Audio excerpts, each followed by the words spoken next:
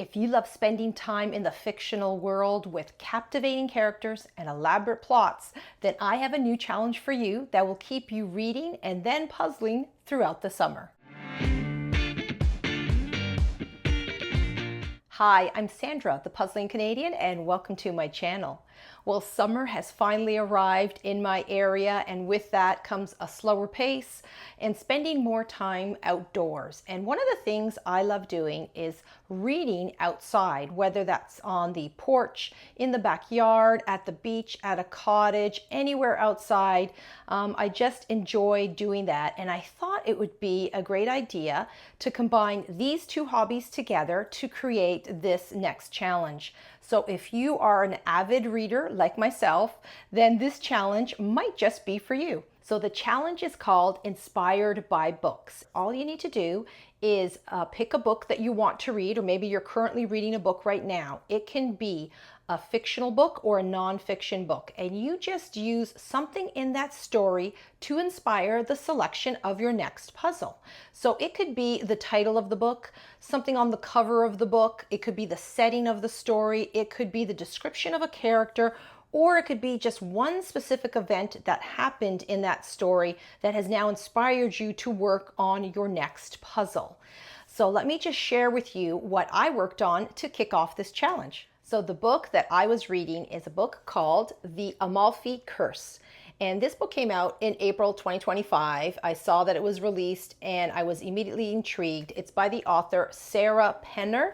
And I've never read a book by this author, but I found the storyline very interesting. It's a story about powerful witchcraft, about sunken treasures, and there's even a love story. And the author has the story told by going through two different timelines, which I really enjoy because you get different perspectives of what's going on.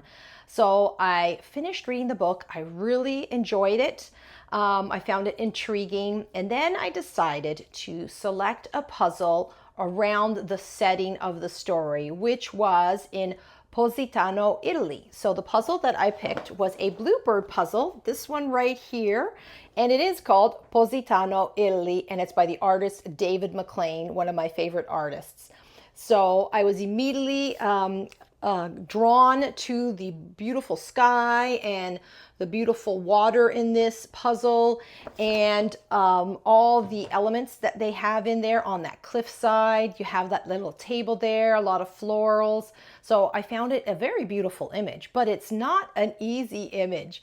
When I started working on the bluebird puzzle, I ended up starting first, of course, with the sky. It was really lovely colors in there. And then you also had some neutral colors down at the bottom of the puzzle. You had the table, there's a lot of florals around there, and then the water. Those things were stuff that stood out to me and I started working on right away. But then you got to the cliffside, and that was quite a challenge. You need a lot of patience for that section of the puzzle. If you take a look, there's a lot of repetitive colors. There's a lot of blue and a lot of yellow, and I had to spend a lot of time looking very carefully at the details of the pieces to figure out what area of the puzzle it belonged. It kind of reminded me of the puzzle that I ended up working on with my team at Nationals, where I had to look at every single piece, every single detail of a piece. That's what I was doing with this puzzle also.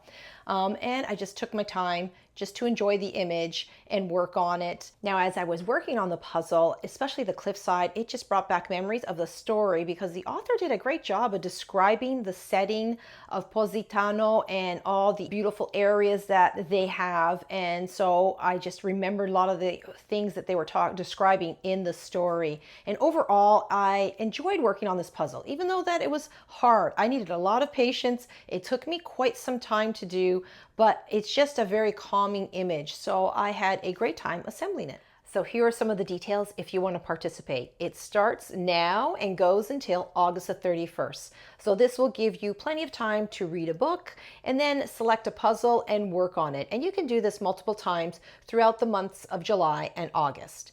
The minimum piece count is 500 pieces, and you can get your inspiration from a fiction or a non-fiction book. If you're on social media, you can share with us the puzzle that you are working on, and you can use the hashtag Inspired by Books Challenge. Now, if you're not on Instagram or Facebook but would like to share your puzzle that you're working on, YouTube now has a feature that allows viewers to post on a YouTube channel. And you can go to my homepage and then it'll say community, and you click that community and then it'll allow you to post. Now, this is only on the mobile device right now. Not sure when they're going to roll it out for everyone, but if you do have a mobile phone, you can now share with me what you're working on when you participate in one of these challenges. So those are all the details for this challenge. If you have any further questions, please leave that down below in the comment section. And thank you so much for stopping by and viewing this video. I hope you enjoy this challenge throughout the summer months. And have a fun time combining these two hobbies together. I look forward to seeing which books you end up reading and what puzzles you select. And right now, I will need to now pick a new book to read. So I'm going to go figure that out. And until next time, happy puzzling.